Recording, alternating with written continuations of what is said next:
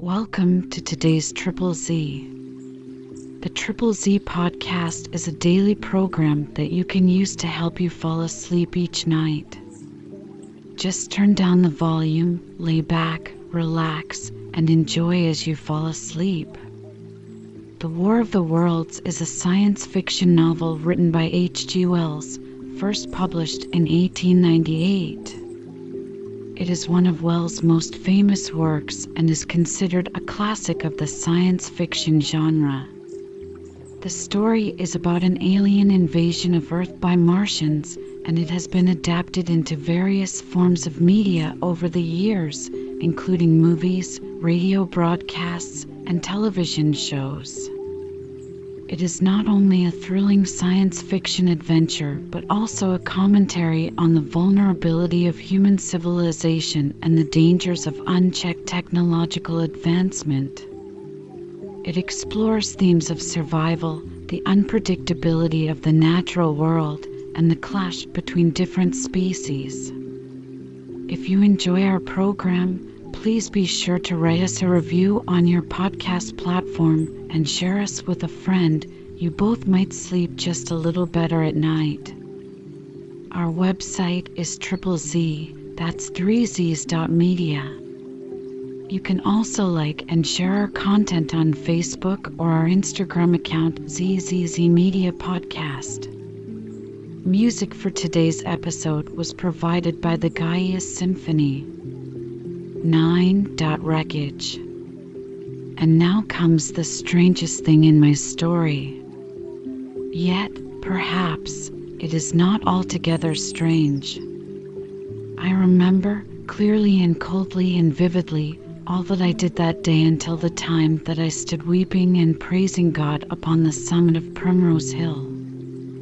And then I forget. Of the next 3 days, I know nothing. I have learned since that, so far from my being the first discoverer of the Martian overthrow, several such wanderers as myself had already discovered this on the previous night. One man, the first, had gone to St. Martin's-le-Grand, and, while I sheltered in the cabman's hut, had contrived to telegraph to Paris. Thence the joyful news had flashed all over the world. 1,000 cities, chilled by ghastly apprehensions, suddenly flashed into frantic illuminations. They knew of it in Dublin, Edinburgh, Manchester, Birmingham, at the time when I stood upon the verge of the pit. Already men, weeping with joy, as I have heard, shouting and staying their work to shake hands and shout, were making up trains, even as near as Crewe, to descend upon London. The church bells that had ceased a fortnight since suddenly caught the news, until all England was bell-ringing. Men on cycles, lean-faced, unkempt, scorched along every country lane shouting of unhoped deliverance, shouting to gaunt, staring figures of despair. And for the food! Across the Channel, across the Irish Sea, across the Atlantic, corn, bread, and meat were tearing to our relief. All the shipping in the world seemed going Londonward in those days. But of all this I have no memory. I drifted, a demented man. I found myself in a house of kindly people who had found me on the third day wandering, weeping, and raving through the streets of St. John's Wood. They have told me since that I was singing some insane doggerel about the last men left alive. Hurrah! The last man left alive. Troubled as they were with their own affairs, these people, whose name, much as I would like to express my gratitude to them, I may not even give here, nevertheless cumbered themselves with me, sheltered me, and protected me from myself. Apparently, they had learned something of my story from me during the days of my lapse.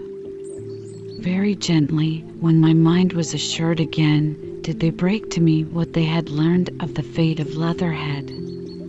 2 days after I was imprisoned, it had been destroyed, with every soul in it, by a Martian. He had swept it out of existence, as it seemed, without any provocation, as a boy might crush an ant hill in the mere wantonness of power.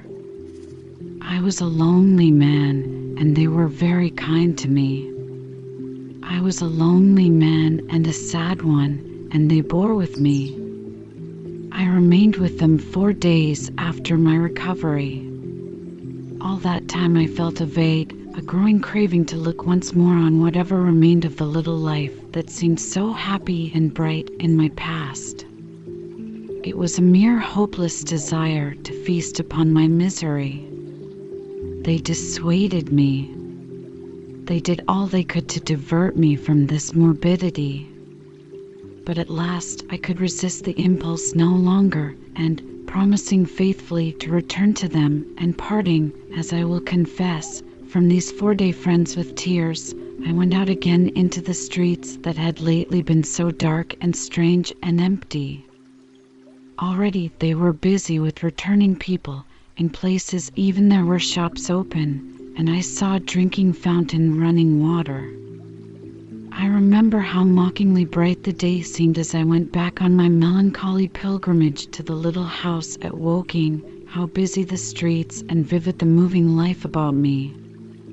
So many people were abroad everywhere, busied in 1,000 activities, that it seemed incredible that any great proportion of the population could have been slain. But then I noticed how yellow were the skins of the people I met, how shaggy the hair of the men, how large and bright their eyes, and that every other man still wore his dirty rags. Their faces seemed all with one of two expressions, a leaping exultation and energy or a grim resolution. Save for the expression of the faces, London seemed a city of tramps. The vestries were indiscriminately distributing bread sent us by the French government. The ribs of the few horses showed dismally. Haggard special constables with white badges stood at the corners of every street. I saw little of the mischief wrought by the Martians until I reached Wellington Street, and there I saw the red weed clambering over the buttresses of Waterloo Bridge. At the corner of the bridge, too, I saw one of the common contrasts of that grotesque time, a sheet of paper flaunting against a thicket of the red weed, transfixed by a stick that kept it in place. It was the placard of the first newspaper to resume publication, the Daily Mail. I bought a copy for a blackened shilling I found in my pocket. Most of it was in blank, but the solitary compositor who did the thing had amused himself by making a grotesque scheme of advertisement stereo on the back page. The matter he printed was emotional. The news organization had not as yet found its way back. I learned nothing fresh except that already in 1 week the examination of the Martian mechanisms had yielded astonishing results. Among other things, the article assured me what I did not believe at the time, that the secret of flying was discovered. At Waterloo, I found the free trains that were taking people to their homes. The first rush was already over. There were few people in the train, and I was in no mood for casual conversation. I got a compartment to myself and sat with folded arms, looking greyly at the sunlit devastation that flowed past the windows. And just outside the terminus, the train jolted over temporary rails, and on either side of the railway, the houses were blackened ruins. To Clapham Junction, the face of London was grimy with powder of the black smoke, in spite of 2 days of thunderstorms and rain, and at Clapham Junction the line had been wrecked again. There were hundreds of out-of-work clerks and shopmen working side by side with the customary navvies, and we were jolted over a hasty relaying. All down the line from there, the aspect of the country was gaunt and unfamiliar. Wimbledon particularly had suffered. Walton, by virtue of its unburned pine woods, seemed the least hurt of any place along the line. The Wandle, the Mole, every little stream, was a heaped mass of red weed, in appearance between butcher's meat and pickled cabbage. The Surrey pine woods were too dry, however, for the festoons of the red climber. Beyond Wimbledon, within sight of the line, in certain nursery grounds, were the heaped masses of earth about the sixth cylinder. A number of people were standing about it, and some sappers were busy in the midst of it.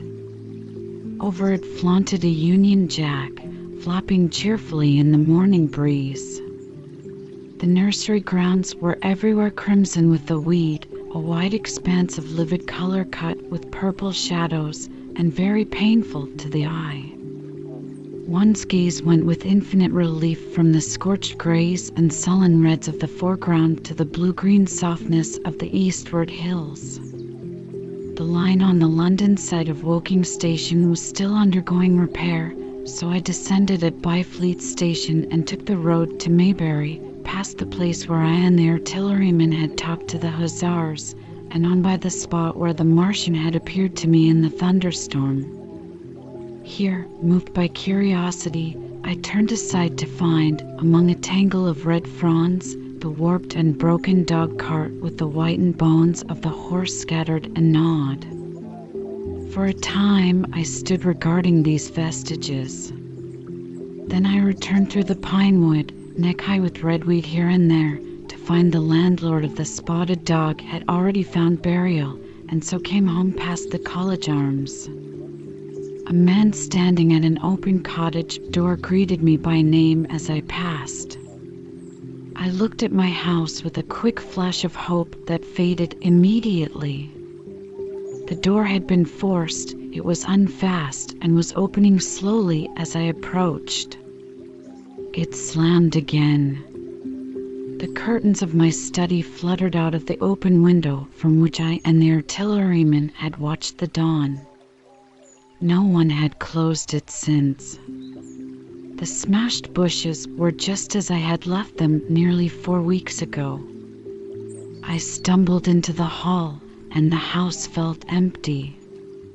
The stair carpet was ruffled and discolored where I had crouched, soaked to the skin from the thunderstorm the night of the catastrophe. Our muddy footsteps I saw still went up the stairs. I followed them to my study and found lying on my writing table still, with the selenite paper weight upon it, the sheet of work I had left on the afternoon of the opening of the cylinder. For a space I stood reading over my abandoned arguments. It was a paper on the probable development of moral ideas with the development of the civilizing process, and the last sentence was the opening of a prophecy. In about 200 years, I had written, we may expect, the sentence ended abruptly. I remembered my inability to fix my mind that morning, scarcely a month gone by, and how I had broken off to get my daily chronicle from the newsboy. I remembered how I went down to the garden gate as he came along, and how I had listened to his odd story of men from Mars. I came down and went into the dining room. There were the mutton and the bread, both far gone now in decay, and a beer bottle overturned, just as I and the artilleryman had left them. My home was desolate. I perceived the folly of the faint hope I had cherished so long. And then a strange thing occurred. "It is no use," said a voice. "The house is deserted. No one has been here these 10 days. Do not stay here to torment yourself. No one escaped but you." I was startled. Had I spoken my thought aloud? I turned, and the French window was open behind me. I made a step to it and stood looking out. And there, amazed and afraid, even as I stood amazed and afraid, were my cousin and my wife white and tearless. She gave a faint cry. "I came," she said. I knew. She put her hand to her throat, swayed. I made a step forward and caught her in my arms. The epilogue. I cannot but regret, now that I am concluding my story, how little I am able to contribute to the discussion of the many debatable questions which are still unsettled. In one respect, I shall certainly provoke criticism. My particular province is speculative philosophy. My knowledge of comparative physiology is confined to a book or two, but it seems to me that Carver's suggestions as to the reason of the rapid death of the Martians is so probable as to be regarded almost as a proven conclusion. I have assumed that in the body of my narrative. At any rate, in all the bodies of the Martians that were examined after the war, no bacteria except those already known as terrestrial species were found. That they did not bury any of their dead, and the reckless slaughter they perpetrated point also to an entire ignorance of the putrefactive process. But probable as this seems, it is by no means a proven conclusion. Neither is the composition of the black smoke known, which the Martians used with such deadly effect, and the generator of the heat rays remains a puzzle. The terrible disasters at the Ealing and South Kensington laboratories have disinclined analysts for further investigations upon the latter. Spectrum analysis of the black powder points unmistakably to the presence of an unknown element with a brilliant group of 3 lines in the green, and it is possible that it combines with argon to form a compound which acts at once with deadly effect upon some constituent in the blood.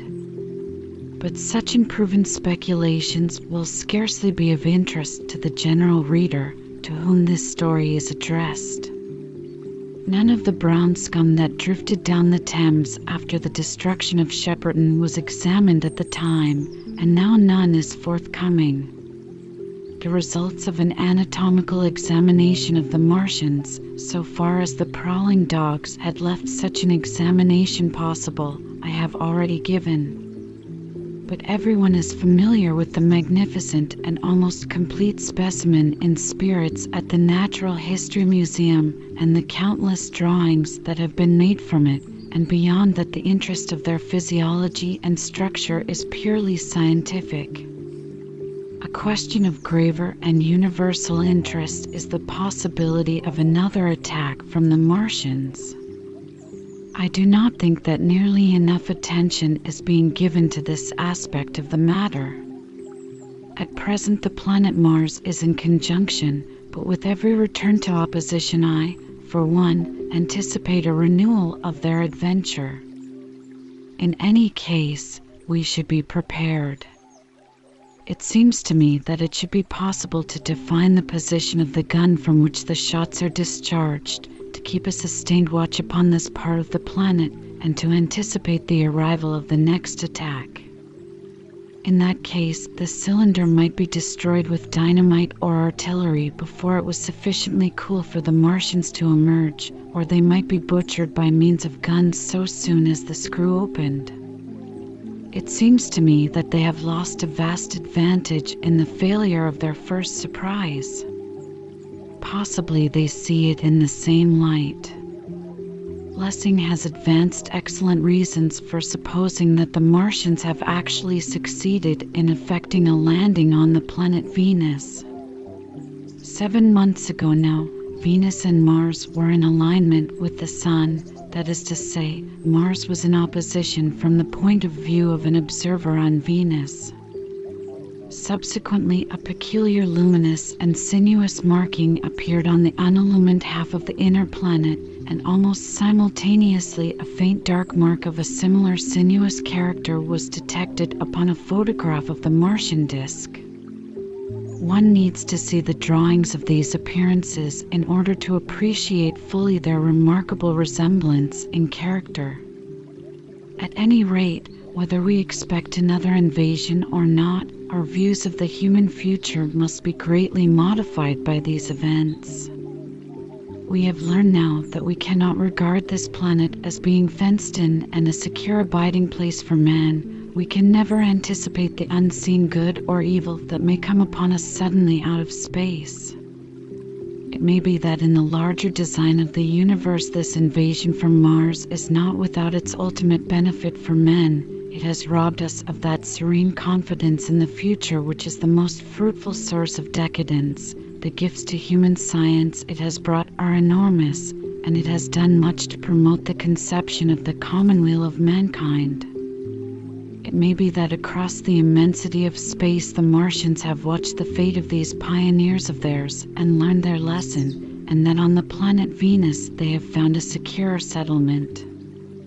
Be that as it may, for many years yet there will certainly be no relaxation of the eager scrutiny of the Martian disk, and those fiery darts of the sky, the shooting stars, will bring with them as they fall an unavoidable apprehension to all the sons of men. The broadening of men's views that has resulted can scarcely be exaggerated. Before the cylinder fell, there was a general persuasion that through all the deep of space no life existed beyond the petty surface of our minute sphere. Now we see further. If the Martians can reach Venus, there is no reason to suppose that the thing is impossible for men, and when the slow cooling of the sun makes this earth uninhabitable, as at last it must do, it may be that the thread of life that has begun here will have streamed out and caught our sister planet within its toils. Dim and wonderful is the vision I have conjured up in my mind of life spreading slowly from this little seed bed of the solar system throughout the inanimate vastness of sidereal space. But that is a remote dream. It may be, on the other hand, that the destruction of the Martians is only a reprieve. To them, and not to us, perhaps, is the future ordained.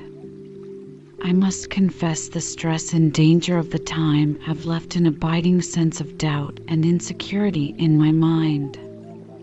I sit in my study writing by lamplight, and suddenly I see again the healing valley below set with writhing flames, and feel the house behind and about me empty and desolate. I go out into the Byfleet Road, and vehicles pass me, a butcher boy in a cart, a cab full of visitors, a workman on a bicycle, children going to school, and suddenly they become vague and unreal, and I hurry again with the artilleryman through the hot, brooding silence. Of a night I see the black powder darkening the silent streets, and the contorted bodies shrouded in that layer, they rise upon me tattered and dog-bitten. They gibber and grow fiercer, paler, uglier, mad distortions of humanity at last, and I wake, cold and wretched, in the darkness of the night. I go to London and see the busy multitudes in Fleet Street and the Strand, and it comes across my mind that they are but the ghosts of the past, haunting the streets that I have seen silent and wretched, going to and fro, phantasms in a dead city, the mockery of life in a galvanized body. And strange, too, it is to stand on Primrose Hill, as I did but a day before writing this last chapter, to see the great province of houses, dim and blue through the haze of the smoke and mist, vanishing at last into the vague lower sky, to see the people walking to and fro among the flower beds on the hill, to see the sightseers about the Martian machine that stands there still, to hear the tumult of playing children, and to recall the time when I saw it all bright and clear-cut, hard and silent under the dawn of that last great day. And strangest of all is it to hold my wife's hand again, and to think that I have counted her, and that she has counted me among the dead.